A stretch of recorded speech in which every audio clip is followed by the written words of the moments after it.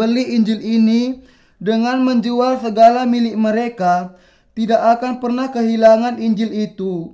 Mengapa? Karena mereka sudah menempatkan hidup mereka sendiri di sana. Barang siapa yang tidak membeli Injil air dan roh dengan menjual segala sesuatu yang dimilikinya adalah orang yang sebenarnya tidak percaya. Tergantung dari keadaan, kemungkinan besar ia akan meninggalkan Injil itu. Itu sebabnya saya tidak bisa sabar jika ada seseorang yang bermain-main dengan Injil ini dan menganggapnya sepele. Kuasa dan kebenaran Injil air dan roh ini adalah layak untuk dibayar, bahkan kalaupun itu menuntutnya menyerahkan hidupnya. Melalui Injil inilah kita bisa menerima kehidupan baru, dan adalah dengan kuasa Injil ini kita bisa mendapatkan semua harta yang ada di dalam kerajaan Allah. Inilah sebabnya ketika saya melihat orang terombang-ambing di dekat Injil yang berharga itu, tidak bisa memutuskan, bertanya-tanya apakah mereka mau percaya atau tidak. Saya merasa sangat sedih dan kasihan kepada mereka. Mengapa? Karena kalau seseorang tidak mengerti nilai yang sebenarnya dari Injil itu,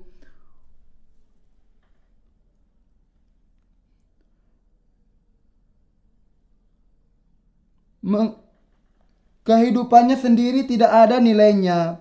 Ia sendiri menjalani kehidupan yang tidak bernilai, yang murah, yang bisa dijual hanya dengan beberapa uang kecil remeh saja. Ketika jiwa kita begitu berharga sehingga tidak bisa ditukar dengan apapun yang ada di dunia ini, Bagaimana mungkin kita menjadikannya murah dengan cara demikian?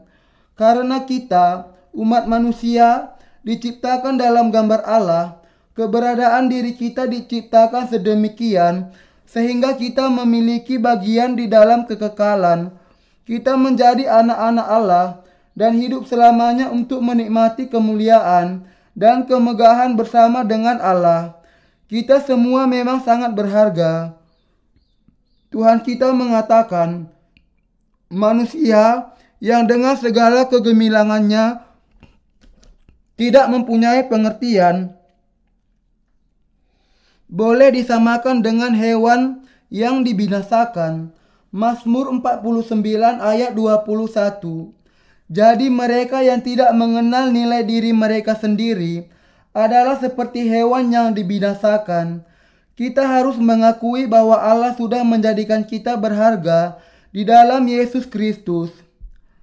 Ada orang-orang yang tanpa mengenal nilai Injil masih belum mengambil keputusan, bertanya-tanya apakah mereka harus percaya kepada Injil atau tidak. Saya sudah sepenuhnya menjelaskan semua keuntungan dan penghargaan yang menyertai Injil. Akan tetapi, ada banyak orang yang tidak bisa memutuskan dan masih bimbang, dan juga masih banyak orang yang masih khawatir bahwa mereka akan dicurangi. Dengan kata lain, ada banyak orang yang masih belum memahami nilai dari Injil itu sendiri. Ketika saya bertemu dengan orang-orang yang demikian, saya merasa sangat kasihan sekaligus sangat frustasi.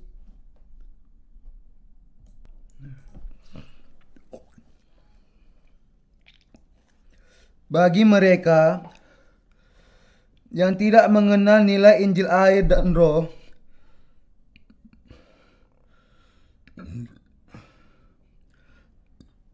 tidak akan pernah bisa memberikan harta mereka untuk memperoleh Injil itu, dan karena itu tidak akan pernah bisa dilahirkan kembali sama sekali. Betapa banyak apa yang mereka lakukan, dan betapa banyak meninggikan diri mereka sendiri tanpa menyadari sama sekali betapa menyedihkannya kehidupan semua orang yang tidak dilahirkan kembali, bukan?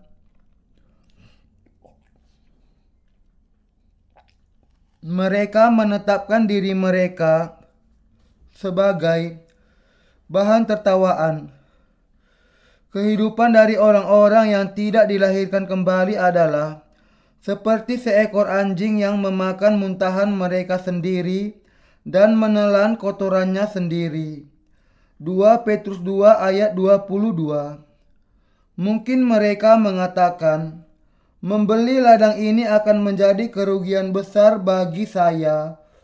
Seolah-olah mereka hanya bisa melihat tanah yang menutupi peti harta itu saja.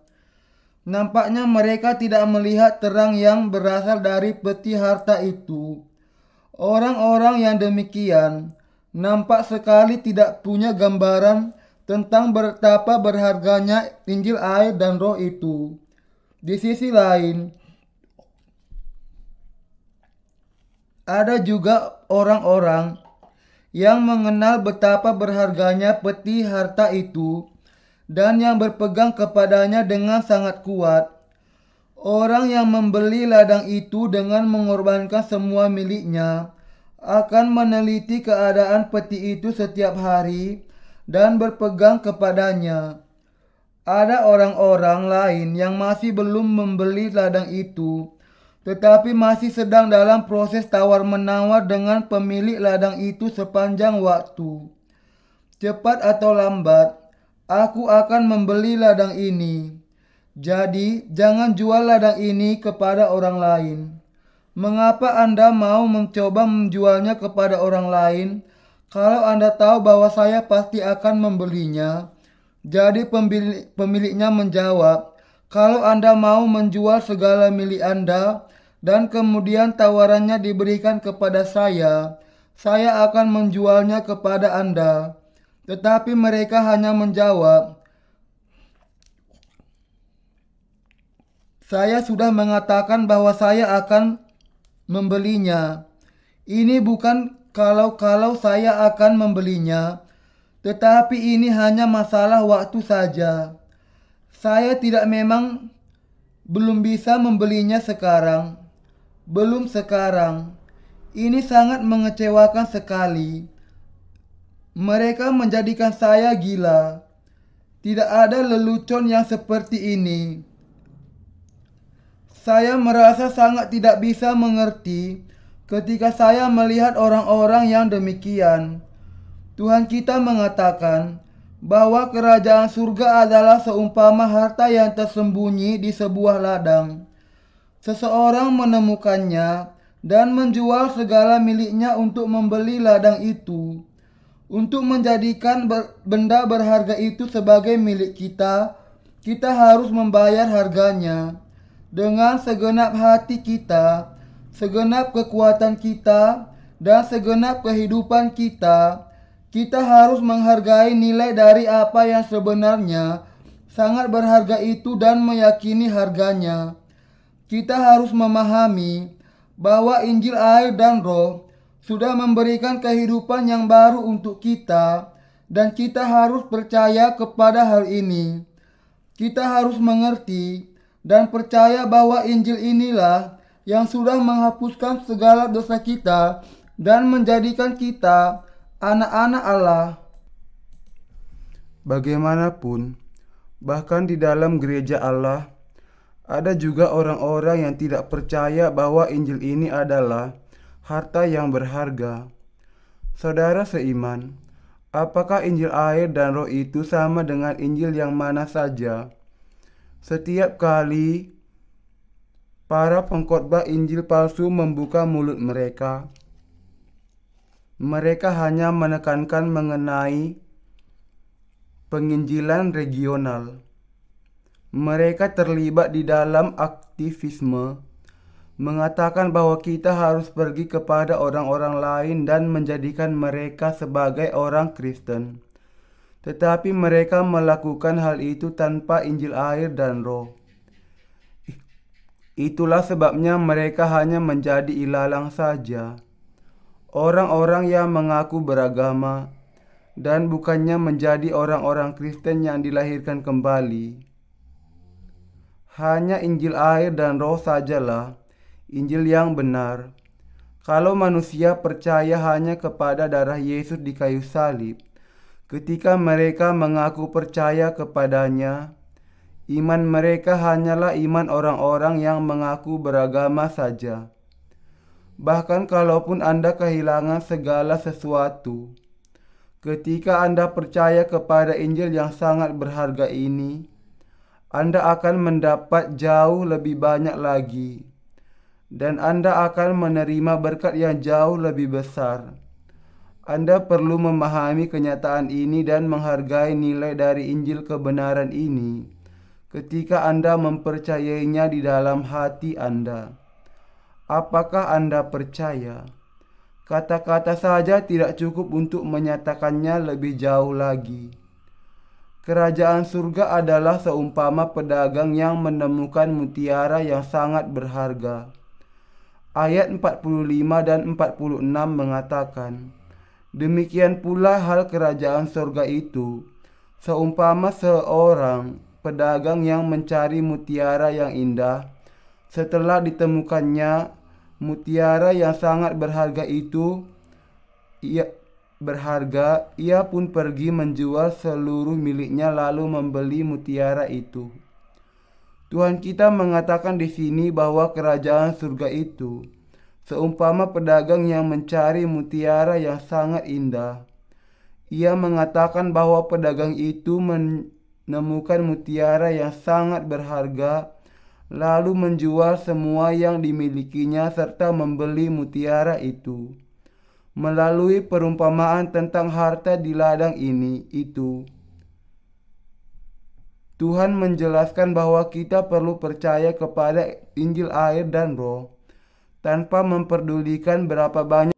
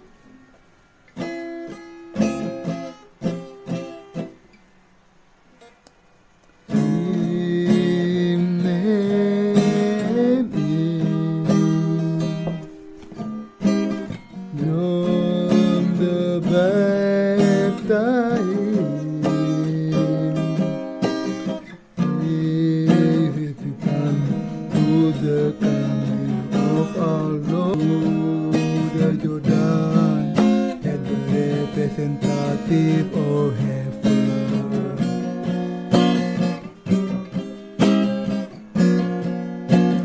He is all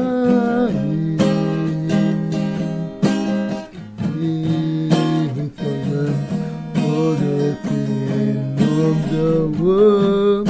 Is the high priest in heaven.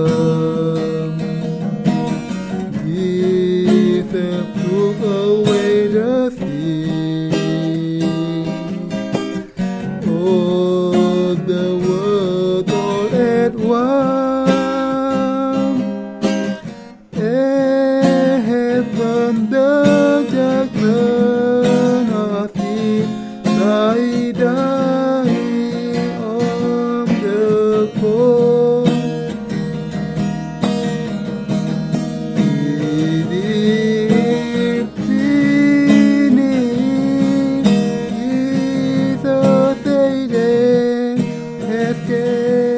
The promise He made.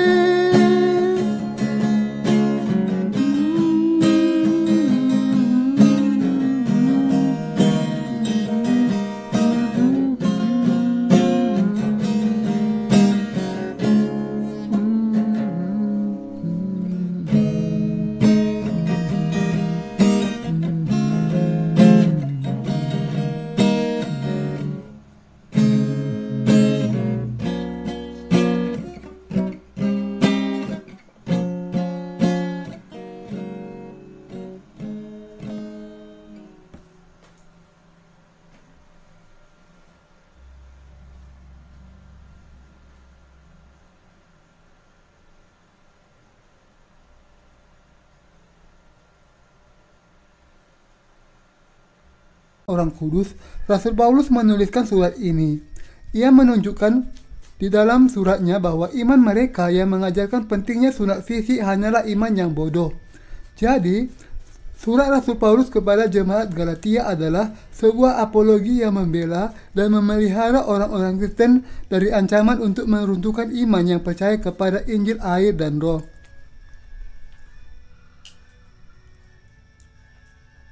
Para pengajar Yudaisme di jemaat Galatia terus berpegang kepada doktrin mereka yang salah dan mengatakan bahwa mereka yang menjadi percaya harus menerima sunat fisik dan mentaati Taurat. Karena itu, untuk mencegah doktrin para pengajar sunat yang demikian, yang sudah menjadi sumber keraguan di antara jemaat Galatia agar tidak berkembang lebih luas, Paulus berusaha membangun kembali iman kepada Injil air dan Roh di dalam hati orang-orang kudus yang ada di sana. Paulus menuliskan surat ini untuk membuang iman kedagingan dari para pengajar sunat yang demikian di dalam jemaat Galatia dan meneguhkan iman yang benar dari orang-orang kudus. Karena itu, surat Galatia adalah alat kebenaran yang membela banyak orang Kristen dari berbagai macam kaum legalistik yang mengancam Injil air dan Roh secara terus-menerus. Keyakinan yang berasal dari pandangan manusia akan hancur. Yang harus kita pahami adalah bahwa pikiran manusia pada dasarnya penuh dengan kesalahan. Ketika manusia mengambil ujian tertulis untuk ujian SIM, contohnya, mereka memilih apa yang mereka yakini sebagai jawaban yang benar di antara beberapa pilihan.